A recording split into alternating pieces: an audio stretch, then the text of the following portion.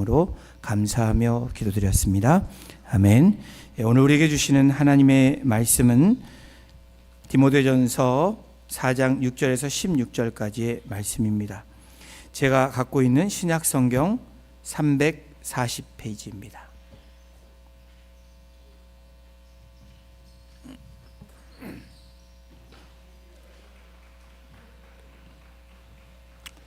네, 6절에서 16절까지 한 절씩 교독으로 봉독하고 마지막 16절은 합독하겠습니다. 내가 이것으로 형제를 깨우치면 그리스도 예수의 좋은 일꾼이 되어 믿음의 말씀과 내가 따르는 좋은 교훈으로 양육을 받으리라. 망령되고 허탄한 신화를 버리고 경건에 이르도록 내 자신을 연단하라. 육체의 연단은 약간의 유익이 있으나 경건은 범사에 유익하니 금생과 내생에 약속이 있느니라. mit보다 이 말이여 모든 사람들이 받을 만하도다. 이를 위하여 우리가 수고하고 힘쓰는 것은 우리 소망을 살아계신 하나님께 두미니 곧 모든 사람 특히 믿는 자들의 구주시라. 너는 이것들을 명하고 가르치라.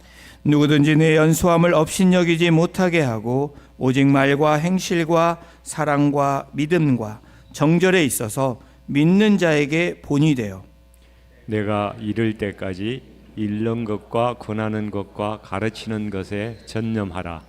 내 속에 있는 은사 곧 장로의 회에서 안수받을 때에 예언을 통하여 받은 것을 가볍게 여기지 말며 이 모든 일에 전심전력하여 너의 성숙함을 모든 사람에게 나타나게 하라. 합독합니다.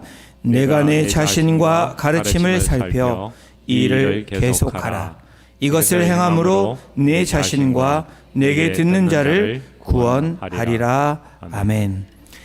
우리가 주목할 것 두 번째 시간으로 오늘 본문을 통해서 하나님의 말씀 같이 나누겠습니다. 2016년도 브라질 리우 올림픽이 있었습니다. 그 올림픽 종목 중에서 여자 5000m 예선전이 있었는데 뉴질랜드 선수 니키 햄블린이 넘어지는 바람에 바로 뒤에 있던 미국 선수 에비 다고스티노가 그만 넘어지고 말았습니다. 4년간 준비해온 올림픽의 꿈이 물거품이 되는 그 순간 니키 햄블린은 멍하게 주저앉아 있을 수밖에 없었습니다. 그렇게 주저앉은 니키 햄블린에게 누군가가 손을 내밀었습니다. 놀랍게도 자신 때문에 넘어졌던 에비 다코스티노였습니다. 사진을 잠깐 보여주시면 좋겠습니다. 에비는 넘어진 자리에서 일어나 니키 선수를 부축하면서 이런 말도 함께 격려를 합니다. 일어나 우리 함께 끝까지 달리자라는 말을 했다고 합니다. 그 결과 두 선수는 서로를 의지하면서 쩔뚝대는 그 발로 끝까지 결승선을 통과하게 됩니다. 특히 에비 선수는 무릎 부상으로 경기를 포기할 수 있었지만 이 상대 선수 니키를 챙기는 것을 우선했다라는 거예요. 비록 이 두 사람이 올림픽에서 메달은 따지 못했습니다. 그러나 이들의 이 아름다운 모습은 올림픽 정신이 어떤 의미인지 전 세계에 보여준 아름다운 장면이었다고 회자하고 있습니다. 사랑하는 성도 여러분, 우리는 무엇을 위해 훈련하고 노력하며 이 시간, 이 삶을 살고 있습니까? 우리의 모습은 마치 올림픽에서 경기에 임하는 운동선수와 같다라고 말할 수 있습니다. 운동선수는 이 메달을 성취하기 위해서 수많은 시간의 땀과 이 치열하게 훈련에 임합니다. 그러나 결과는 생각대로 되지 않습니다. 예상치 않은 사고가 일어날 수도 있고 생각지 않은 문제들을 준비하는 동안에 만나게 됩니다. 그런 상황에도 불구하고 운동선수에게는 시합을 경기를 위해서 훈련이라는 것을 멈출 수가 없습니다. 멈춰서도 안 되는 것이 운동 선수들의 삶이고 모습입니다. 운동선수만 그런 것이 아니라 우리 그리스도인도 마찬가지라는 거예요. 오늘 본문을 통해서 바울이 디모데와 교회의 직분자, 모든 그리스도인들이 힘써야 할 이 네 가지를 권면하고 있습니다. 그리스도인으로서 훈련을 권면하고 있는데, 바울이 디모데를 향해서, 교회를 향해서 첫 번째 훈련을 위한 권면이 바로 이것입니다. 우리 함께 첫 번째 권면을 읽어보겠습니다. 바른 진리로 다른 사람 및 자신을 양육하라. 진리로 내 자신을 양육할 뿐 아니라 다른 사람도 양육하라는 이 훈련, 권면입니다. 디모데전서 4장 6절에 이렇게 기록하고 있습니다. 이 말씀도 함께 다시 한번 선포하겠습니다.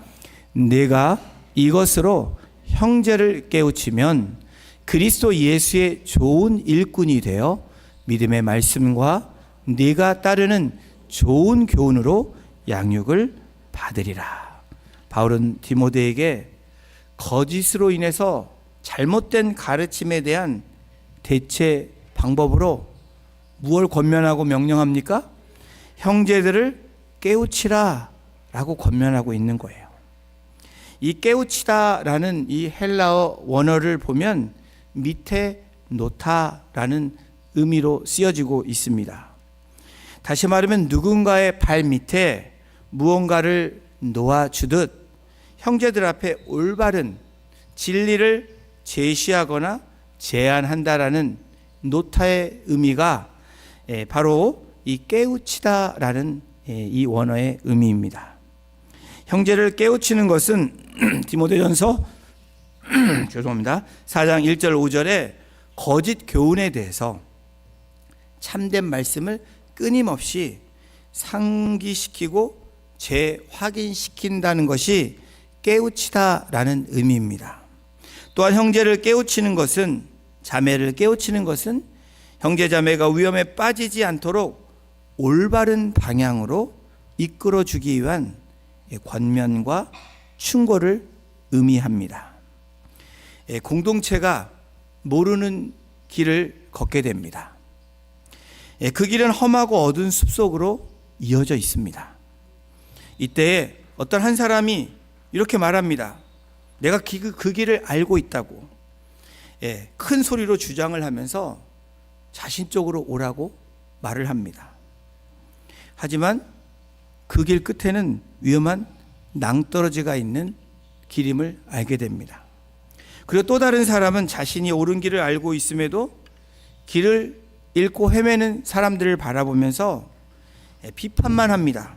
저렇게 어리석게 가다가는 다 망할 거야 라는 비판을 합니다. 그런데 그 중에 한 사람이 있습니다. 그 사람은 자신이 준비한 이 등불을, 플래시라이트를 조용히 발 아래 두며 길을 비추면서 말을 합니다. 이쪽으로 가면 위험합니다. 이 등불이 가리키는 방향을 따라가면 우리가 안전한 길로 갈 수 있습니다 라고 말하는 사람입니다. 여러분들은 어떤 부류의 사람들이라고 생각을 하십니까? 1번이십니까? 2번이십니까? 3번이십니까?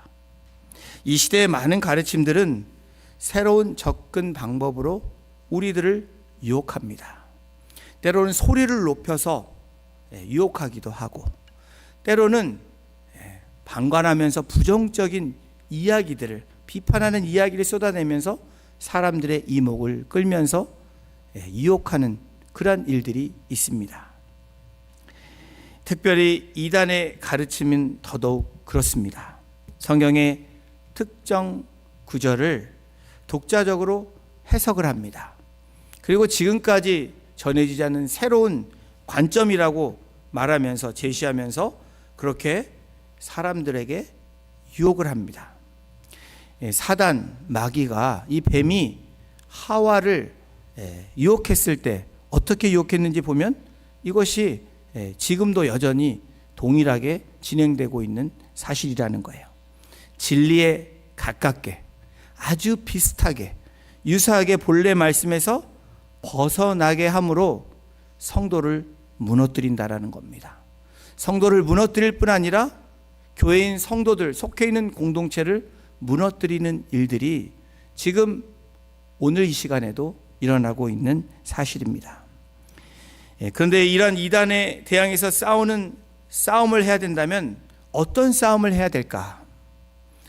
더 좋은 것, 바로 진리를 제시해 주어야 된다라는 거예요. 어느 유명한 골동품 전문가가 있었습니다. 이 전문가는 감정 능력, 이 평가하는 능력이 아주 99.9%의 능력을 가진 전문가입니다. 한번 그냥 쑥 훑어보기만 하면 그것이 단번에 진짜인지 가짜인지 알아낼 수 있는 이 전문가였습니다. 사람들은 그에게 질문합니다. 어떻게 그런 놀라운 그런 실력을 갖게 되셨습니까? 이 전문가는 웃으며 대답을 합니다. 진짜를 저는 지겹도록 만져봤습니다. 느껴보기도 하고요. 또 냄새를 맡아보면서까지 저는 진짜를 많이 접했습니다. 매일 진짜만 보면서 30년을 지나다 보니까 언제부터인가 가짜가 가짜인 걸로 금방 보이기 시작했습니다. 라고 말을 했습니다. 이 전문가는 덧붙여 다음과 같은 예를 들었습니다. 만약 30년 동안 사랑하는 아내의 얼굴만 보고 살았다고 한번 가정해 보세요. 여러분 한번 부부시라면 30년 이상을 사셨다면 지겨워가 아니라 많은 것들을 관찰하셨을 겁니다. 어느 날 길에서 아내랑 똑같은 사람을 만나게 됩니다. 처음에는 물론 깜짝 놀라겠지만 자세히 들여다보면 진짜인지 가짜인지 알 수 있는 것처럼 마치 진품인지 가짜인지 알 수 있다라는 거예요. 이 골동품 전문가는 다음과 같은 결론을 말합니다. 저는 가짜를 연구하지 않습니다. 오직 진짜만을 파고듭니다. 진짜에 대한 확신이 있으면 가짜가 더 이상 속일 수 없게 됩니다. 그렇습니다. 세상에는 수많은 가르침들이 있습니다. 그 가르침에는 가짜가 많이 있는 것을 우리가 알게 됩니다. 때론 화려하게 위장하고 때론 새로운 관점인처럼 포장해서 우리들을 유혹하게 합니다. 하지만 그때에 진짜에, 진리에 익숙해 있으면, 주목하고 있으면 어떤 결과를 만들어내죠? 가짜를 쉽게 구별할 수 있게 된다라는 거예요. 골로새서 2장 3절 4절에서 이렇게 성경은 말씀합니다. 그 안에는 지혜와 지식의 모든 보화가 감추어져 있느니라. 그 안에는, 이 말씀에서 말하는 이 맥락의 그 안에는 누구 아닙니까? 예수 그리스도 안에는 지혜와 지식의 모든 보화가 감추어져 있다라는 거예요. 하나님의 말씀 안에는 세상이 갖고 있지 않는, 우리가 알지 못하는 지식의 지혜의 모든 보화가 그 안에 있다라는 거예요. 성령님 안에 있는 사람들은 그 보화를 가질 수 있다라고 말을 하고 있는 겁니다. 그러므로 너희를 속이지 못하게 한다라고 그렇게 결론하고 있습니다. 이 보화는 세상 사람들이 쉽게 알아보지 못하는 화려함이 없습니다. 우리 주님의 삶이 그러셨습니다. 오히려 십자가의 단순하고 무식하고 무지해 보이는 십자가가 진리였던 것입니다. 그래서 세상 사람들에게는 어리석게 보이는 십자가였을지 모릅니다. 그러나 믿음의 눈을 가진 사람들에게는, 그 안에 있었던 사람들에게는 그것이 가장 귀한 보배였다라는 것을 사도 바울이 예수님을 통해서 골로새서에서 밝히고 있는 것입니다. 그리스도를 아는 지식 외에 다른 것을 추구하려는 모든 시도는 결국 하나님과 멀어지게 될 뿐 아니라 진짜 지혜와 지식, 그 보화를 얻지 못하게 되는 것을 말씀하고 있는 것입니다.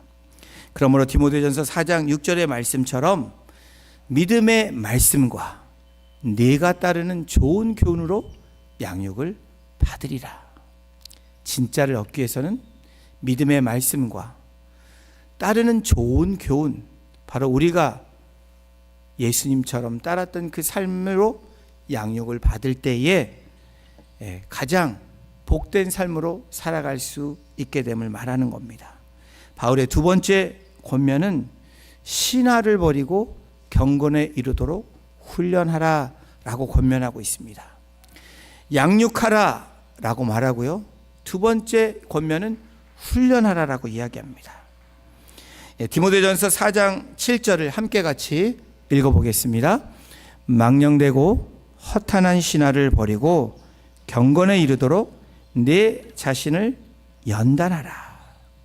망령되고 허탄한 신화를 버리라 라고 말합니다. 여기서 망령되다라는 이 원어의 뜻은 밟히다 라는 뜻입니다. 무엇인가에 밟히다 라는 의미로 마치 사람들에게 맛 잃은 소금처럼 거룩함을 상실해서 밟히는 모습과 같은 이 뜻이 망령되어라는 뜻입니다.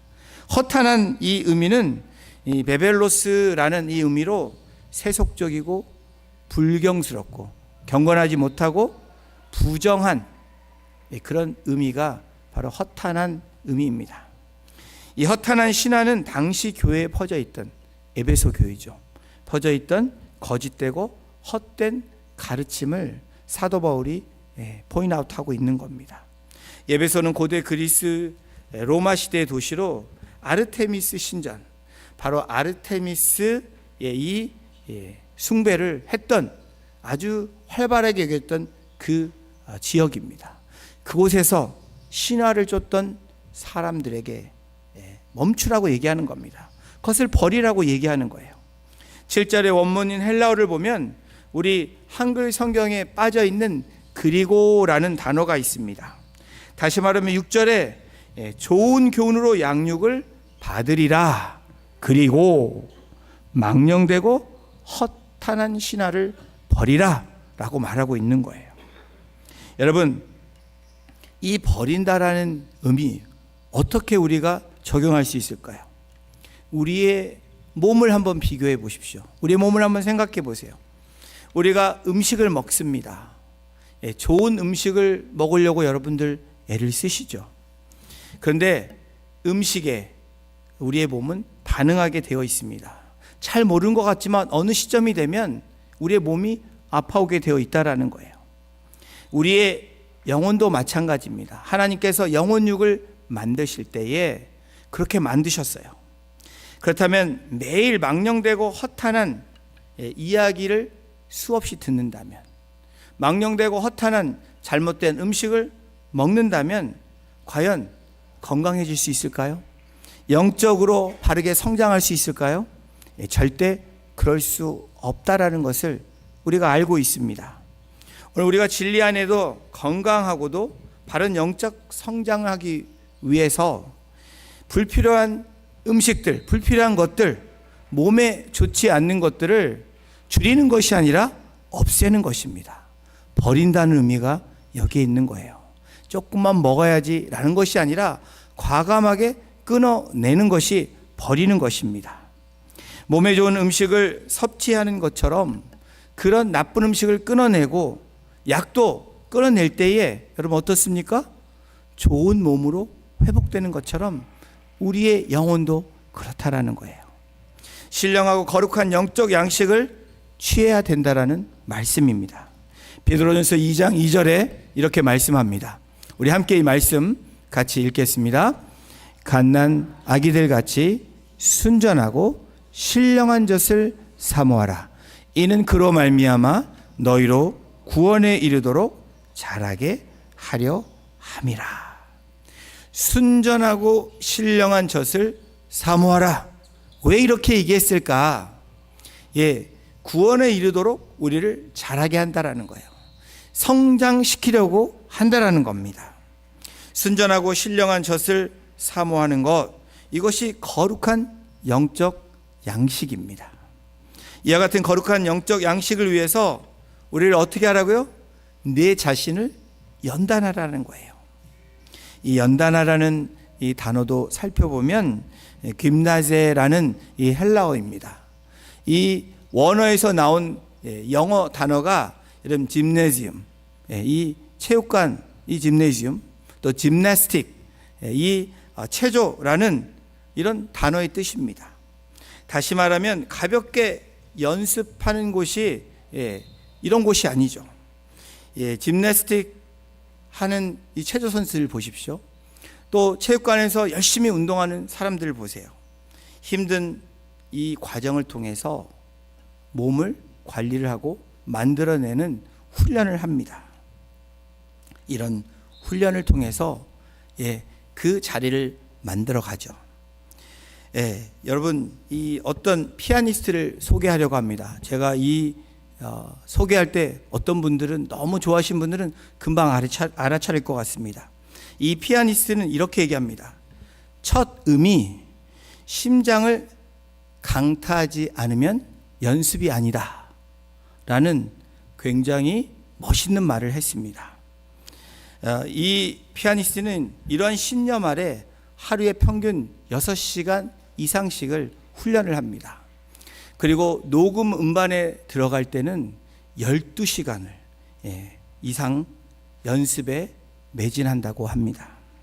이 피아니스트는 음표 너머의 의미를 찾고 싶어서 특정 곡의 특정 부분을 심층적으로 파고드는 습관이 있습니다. 두 마디 연습에 7시간을 쏟아 부었다라는 고백도 있습니다. 또한 건반과 한 몸이 된 듯 밀착해서 연주하는 부드러운 음을 위해서 건반과 거리를 두지 않는 특성을 가진 피아니스트입니다. 이러한 훈련과 연단은 손가락의 근육을 단련하게 했습니다. 음악의 깊은 것을 파악하기 위한 연구를 하게 합니다. 마음속에 음악을 심어내는 그런 영성, 이 음악성을 발휘하는 그런 훈련이 되었습니다. 겉으로 드러나는 화려한 연주뿐 아니라 내면에서 우러나오는 깊은 감동의 울림이 바로 이 피아니스트에게 훈련되어지고 나타나는 결과가 되었습니다. 그리고 결과는 영혼을 울리는 위대한 음악가로 인정받기 시작했습니다. 지난주에 미국의 이 LA 와서 피아노를 쳤다고 합니다. 저도 한번 가서 본 적이 있습니다. 우리 시대 최고의 피아니스트, 21세가 된 이 천재로 불리는 한국의 피아니스트 임윤찬의 이야기입니다. 사랑하는 성도 여러분, 경건의 훈련도, 우리 그리스도인의 훈련도 마찬가지입니다. 한 젊은 피아니스트의 훈련 방식과 같이 어쩌면 훈련량이 우리에게 필요합니다. 매일매일의 훈련의 연습이 우리에게 필요하다라는 거예요. 또한 그것을 하기 위한 집중력이 우리에게 필요합니다. 또한 삶의 자세, 연주 자세처럼 삶의 자세가 우리에게 필요하다라는 거예요. 더 나아가 신념이 있었던 피아니스트처럼 우리에게는 믿음으로 그러한 훈련이 필요하다라는 거예요. 단순히 교회를 다닌다는 것으로 경건의 모습이 만들어지지 않는다는 것을 우리가 기억해야 됩니다. 말씀 묵상, 기도, 예배, 봉사 등 매일의 반복적인 훈련을 통해서 그리스도인의 모습이 만들어져 가는 겁니다. 겉모습만 그럴듯한 신앙인의 머머인 척하는 그리스도인이 아니라 내면 깊은 곳에서 그 믿음, 신념을 가지고 하나님과의 그런 관계를 통해서 그 진실한 사랑이 흘러나올 때에 우리는 사람들에게 영향력을 줄 수 있고 감동을 줄 수 있게 되는 것입니다. 사랑하는 성도 여러분, 헛된 것을 버린다는 것, 신화를 버린다는 것, 우리가 쫓고 있는 진리가 아닌 것을 버림으로 경건의 훈련에 임함으로 하나님이 기뻐하시는 그러한 그리스도인의 삶이 되시기를 주님의 이름으로 축원합니다. 바울의 세 번째 권면은 뭐냐면 신앙과 행실의 본이 되라. 자신을 양육하고 다른 사람도 양육할 수 있는 이 양육이 첫 번째였고, 두 번째는 경건에 이르는 훈련이 우리에게 필요하다라는 거예요. 그럼 경건의 훈련을 우리가 했다면 삶에서 어떻게 돼요? 본이 되어야 된다라는 거예요. 신앙에서 본이 되라는 거예요. 4장 12절에 이렇게 말합니다. 오직 말과 행실과 사랑과 믿음과 정절에 있어서 믿는 자에게 본이 되어. 사도 바울은 어려운 상황 속에서 목회하고 있는 디모데에게, 또 함께하고 있는 동역자들에게, 그 교회에서 함께 섬기고 있는 성도들에게 권위를 갖추기 위해, 그리스도인의 정체성과 권위를 갖추기 위해서 어떻게 말하고 있습니까? 나이가 어리니까 목소리를 좀 낮추고 어깨에 힘을 주고 하라고 말합니까? 좀 더 무게를 더하기 위해서 옷차림, 거룩한 옷차림을 입고 나오라고 권면하고 있습니까? 무시하지 못하게 네가 어리니까 학위를 가지고 사람들이 네가 배운 것을 말하라고 이야기합니까? 아니면 좀 더 유명하고 영향력 있는 주변의 사람들과 네트워킹해서 너를 무시하지 못하게 그렇게 하라고 말하고 있는 겁니까? 무엇이라고 권면해요? 오직 말과 행실과 사랑과 믿음과 이 정절에 있어서 본이 되라 라고 지금 권면하고 있는 것입니다. 그 이유가 무엇이냐면 이 진정한 그리스도인, 진정한 리더의 이 영향력은, 이 파워는 겉모습에서 나오는 것이 아니라는 거예요. 외모가 중요하지 않다라는 것이 아니라 더 중요한 것은 언행이 부합되느냐 아니냐는 것을 말하고 있는 겁니다. 믿음이 있느냐 없느냐를 말하고 있는 거예요. 좀 더 정결하고 성결하게 살고 있는지를 지금 묻고 있는 것입니다. 그런 것에서 본이 되어라 라고 말하고 있는 거예요. 그런데 오늘날 그리스도인이라고 하는 우리들 가운데, 또 지도자들이라고 하는 목회자들 가운데 그렇게 부합되지 않아서 믿는 사람들에게도 눈살을 찌푸리게 할 뿐 아니라 믿지 않는 사람들에게 눈살을 찌푸리게 하고 이 반대적인 이야기를 만드는 그런 행동들을 합니다. 영적 권위, 이 준비해야 되는 경건의 훈련 대신에 큰 소리를 치는 그런 리더들이 있습니다. 또 큰 소리를 치지 않는다면 거룩한 목소리를 내면서 애쓰는 분들이 있습니다. 저도 한번 해볼까요? 할렐루야 뭐 이렇게. 그러면 여러분들 너무 힘들어 하실 것 같아요. 또 제가 매 주일날 거룩한 성직자의 옷을 입고 이렇게 막 치장을 하고 나온다면 여러분 어떻게 생각하시겠습니까? 또 학위를 받은 것을 자랑을 한다면 여러분 어떤 생각이 드십니까? 그런데 여러분, 우리 주님을 주목해야 됩니다. 그런 것에 주목하지 않고 그분 안에, 그 안에 바로 정규 교육을 받지 않으셨지만, 학위증도 없으셨지만, 좋은 네트워킹, 유명한 파워 있는 사람들과 네트워킹도 하지 않으셨지만, 오히려 가난하고 소외된 사람들과 함께했던 주님, 바로 그 안에 있는 주님의 모습과 함께 나아갈 때에 좋은 본보기가 됨을 말씀하고 있는 거예요. 그러므로 사랑하는 성도 여러분, 사도 바울의 권면처럼 예수님의 삶의 모습처럼 오직 말과 행실과 믿음과 사랑의 모든 면에서 모범이 되라고 사도 바울은 디모데에게, 에베소 교회에게, 오늘 교회인 저와 여러분들에게 권면하고 있는 거예요. 우리는 외적인 수단들을 통해 얻는 권위를 때로는 추구합니다. 왜? 드러내고 싶기 때문에 그래요.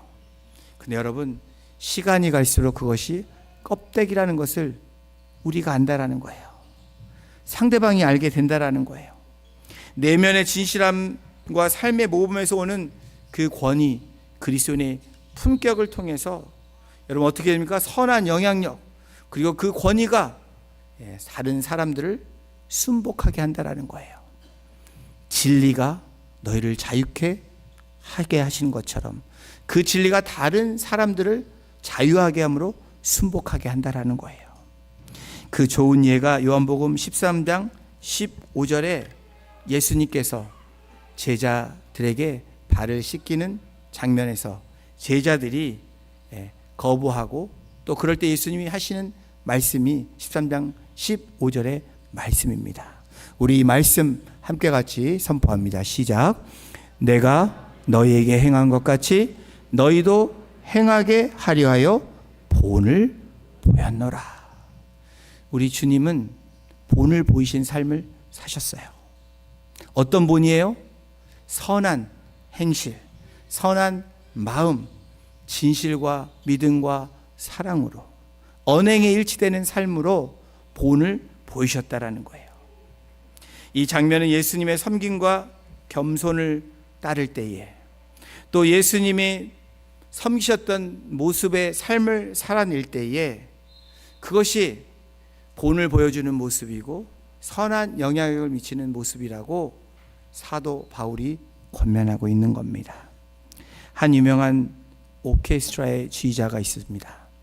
이 지휘자는 까다롭기로 엄청나게 소문난 사람입니다. 그리고 연주할 때 아주 완벽에 가까울 정도로 완벽주의자, 이 퍼펙셔니스트입니다. 단원들은 이 지휘자의 카리스마에 늘 눌려 있습니다. 실수만 해도 두렵고 인간미가 없습니다. 그런데 이끄는 오케스트라의 연주는 늘 최고라는 평가를 받습니다. 어느 날 오케스트라의 정기 공연이 준비되어 있는 가운데 공연이 시작하기 전에 이 지휘자 연주복 차림으로 무대 구석을 살피고 있습니다. 그때 이 무대를 마지막 정리하는 청소부 아줌마가 걸레와 양동이를 들고 무대 위로 올라왔습니다. 이 아주머니는 공연 전에 마지막 마무리를 하려고 살피고 있었습니다. 지휘자가 그때 그 아주머니를 잠시 멈춰 바라보더니 아주머니에게 다가갑니다. 그리고 양동이를 들고 걸레를 이 지휘자가 들게 됩니다. 그리고 아주머니 옆에서 함께 청소를 하는 모습을 하기 시작합니다. 이 모습을 본 단원들이 모두 다 놀랐습니다. 그 누구도 감히 지휘자가 그런 일을 할 거라고 생각하지 못했기 때문입니다. 이 당황한 아주머니도 그만하시라고 말을 합니다. 그때 지휘자가 다음과 같이 미소를 지으며 대답합니다. 걱정하지 마세요. 오늘 우리가 연주할 음악은 가장 깨끗한 무대에서 시작되어야 합니다.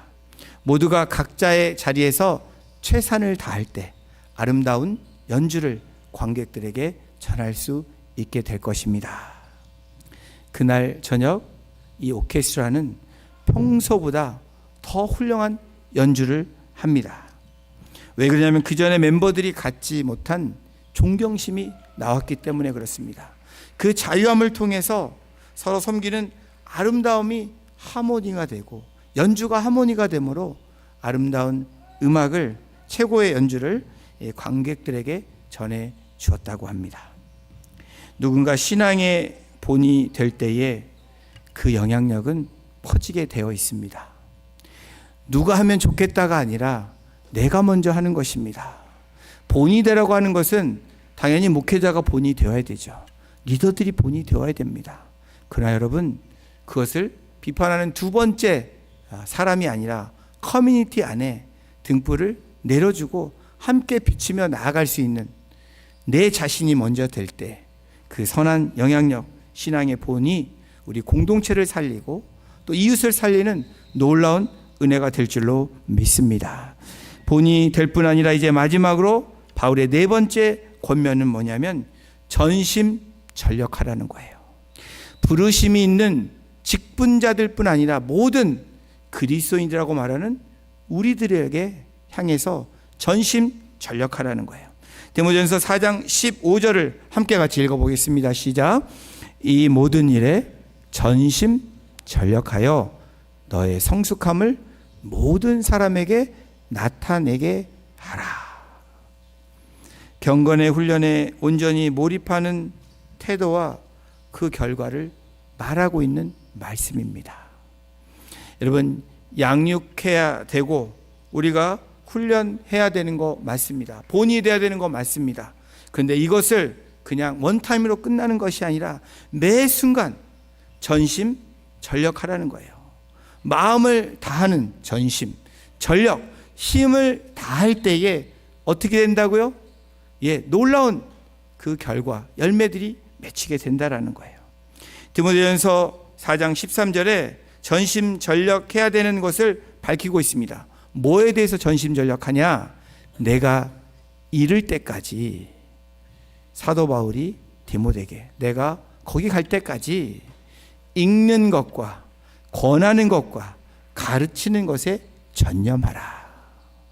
아멘이세요? 그래서 여러분들 공동체 안에 있는 우리 함께 말씀 읽읍시다 하면 읽어야 되는 거고요.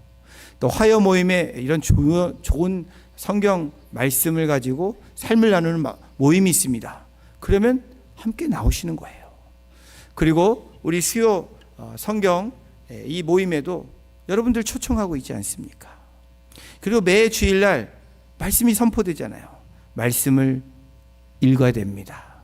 말씀을 묵상해야 됩니다. 또 받은 은혜, 가르친다라는 것에 불편하다면 나누셔야 되는 것입니다. 오늘도 말씀하고 있지 않습니까? 또한 14절에는 하나님 주신 은사, 재능, 적성, 이 소질들을 개발해서 발전시키라는 말씀이 14절에 나오는 거예요. 말씀 읽는 것, 내게 주신 은사를 개발하는 것, 그러면서 15절에 뭐라고 말하는 거예요? 15절에 이렇게 말하는 거예요. 이 모든 일에, 말씀을 읽는 일, 섬기는 일, 내가 갖고 내게 주신 모든 은사 안에서 전심전력하라는 거예요. 여러분, 이 말씀에 제가 찔림이 돼야 되고요, 여러분이 찔림이 돼야 돼요. 은사가 있으신데 나는 상관없다라고 말하는 분들은 이 말씀이 여러분들에게 하시는 말씀입니다. 저에게 하는 말씀이에요. 사랑하는 성도 여러분, 이제 앞으로 우리 공동체는 1인 1사역을 하려고 합니다. 조그만 일에 내가 물을 떠오는 일은 내가 1년 동안 하겠다. 또 내가 나는 문에 어떤 청소하는 거 하나 내가 하겠다. 이런 1인 1사역을 우리 공동체에게 소개할 겁니다. 그러면 나는 안 해도 괜찮아 라가 아니라 그 사역에 전심전력하실 때에 바로 우리가 말씀대로 살아가는 것이고 공동체에게 선한 영향력을 미치게 되는 것입니다. 4주년을 저희가 맞이하고 있습니다. 이제 걸음마를 뛰고 이제는 뜀뛰기도 해야 되고 열심히 준비하는 청년의 그 시대로, 청소년 청년의 그 날로 가기 위해서는 우리에게 훈련이 필요하고 양육이 필요하고 또 본이 돼야 되고, 그래 힘을 합쳐서 함께 나아가야 되는 공동체가 되어야 되는 거예요. 마을에 최고의 와인을 만드는 양조장이 있었습니다. 포도를 만드는 그런 와이너리가 있었습니다. 양조장 주변의 모든 포도나무는 이 주인의 세심한 이 관리가 있었는데, 그 중에서도 눈에 띄는 두 포도나무 가지가 있었습니다. 첫 번째 가지는 최대한 많은 열매를 맺어서 자신의 능력을 과시하고 싶었던 가지입니다. 그래서 영양분을 온몸으로 끌어당깁니다. 그래서 여러 방향으로 가지를 뻗고 수많은 포도 송이를 맺습니다. 처음에는 화려하고 풍성해 보였지만 열매 하나하나의 품질은 좋지 않은 평가를 받게 됩니다. 맛도 당도도 떨어지는 포도가 되었습니다. 모든 것에 욕심을 부렸기 때문에 그 어느 것에도 온전한 집중을 할 수 없었기 때문에 그 결과는 좋은 품질의 포도가 만들어지지 않았다라는 거예요. 또 다른 가지가 있습니다. 오직 한 가지 목표, 즉 최고의 포도송이를 맺는데 전심전력을 한 가지입니다. 주인은 이 가지에게 매일 가지치기를 해줍니다. 다른 곳으로 에너지를 분산하지 않고 모든 영양분을 단 하나의 이 포도송이에 집중을 한 겁니다. 처음에는 가지 A보다 앙상해 보입니다. 시간이 지날수록 그런데 그 포도송이는 놀랍게 크기도 하고 탐스럽고 향도 나고 맛을 보았더니 최고의 포도가 되게 됩니다. 이 가지에서 나온 포도가 어떻게 됐을까요? 최고의 와인이 되는 영광을 누리게 된 것입니다. 사랑하는 성도 여러분, 오늘 우리들의 신앙생활도 마찬가지입니다. 우리가 전심전력하고 에너지를 한 곳에 쏟아질 것이 어디인지를 우리가 주목해야 된다는 거예요. 시간이 우리에게 주어져 있습니다. 모든 사람에게 24hour이 매일 주어져요. 어디에다 전심전력하느냐에 따라서 우리의 삶의 퀄리티가 달라진다는 거예요. 처음에는 미비해 보일지 모르지만, 처음에는 별거 없는 거 보이지만, 하루가 지나고 그리고 일주일이 지나고 한 달이 지나고 1년이 지나고 그런 양육이 되고 훈련이 되고 본이 되고 그렇게 될 때 어떤 모습이 될까요? 아주 결실된 포도송이처럼 그런 놀라운 열매가 맺히게 될 줄로 믿습니다. 우리는 종종 이 가지처럼 신앙의 여러 부분에 손을 댈 때가 있습니다. 여기도 저기도. 그렇다고 교회 모임 나는 한 군데만 가겠다, 이런 의미가 아닙니다. 시간을 여러분들이 정말 내가 필요한 것에 올해는 이것에 집중하겠다. 우리가 집중력이 필요하다는 거예요. 주목하고 집중하라는 겁니다. 봉사도 하고 모임도 참석하지만 정작 깊이가 없을 때 여러분 결실된 열매를 맺지 못한다라는 거예요. 그러나 비나무 가지처럼 경건의 훈련에 정말 나에게 필요한 것에 전심전력, 경건의 훈련이 될 때 우리의 영적 삶은 최고의 와인을 만들어냈던 가지처럼 최고의 열매를 하나님 앞에 드릴 수 있는 놀라운 그 은혜의 삶이 되게 될 것입니다. 이 모든 일에 전심전력하여 너의 성숙함에 모든 사람에게 나타내라. 여러분, 기쁜 소식은 우리 안수집사회가 다시 한번 4주년을 맞이해서 결단하고 함께 우리 공동체를 정말 전심전력해서 최선을 다하는 그런 우리 안수집사회가 되보자, 그런 선한 영향력을 미치자, 이런 결단의 각오를 했다라는 거예요. 여러분 아멘 안 하십니까? 우리 안수집사님 도대체 어디 계시는지 여러분 맨날 물으시는 분도 있어요. 그러나 뒤에서 열심히 했습니다. 그런데 이제는 우리가 선한 영향력으로 연결되어져서 함께 해나가자. 결실된 풍성한 포도나무를 만들어내자. 이런 결단이 있었습니다. 교회를 사랑과 거룩함이 넘치는 곳으로 변화시키려면 누군가의 헌신과 누군가의 봉사와 누군가의 훈련을 통해서 선한 영향력이 나타나는 것입니다. 사도 바울이 영적 지도자인 디모데에게 주는 중요한 교훈으로 지도자뿐 아니라 모든 성도에게 그렇게 될 때 어떤 결과가 나타나는지, 어떤 결과로 계속 가야 되는지 이 4장 마지막 절에 그 해답을 주고 있습니다. 우리 4장 16절을 말씀 선포하며 오늘 말씀을 맺으려고 합니다. 우리 16절 큰 소리로 함께 같이 말씀 읽겠습니다. 시작. 내가 내 자신과 가르침을 살펴 이 일을 계속하라. 이것을 행함으로 내 자신과 내게 듣는 자를 구원하리라. 아멘. 사도 바울의 권면은 바로 이런 거라는 거예요. 네가, 저와 여러분들이죠. 그 당시에 디모데와 에베소 교회 성도들이죠. 자신과 가르침을 살펴, 우리를 살피라는 거예요. 이 일을 계속하라는 겁니다. 이 권면에, 이 경건의 훈련에 계속하라는 거예요.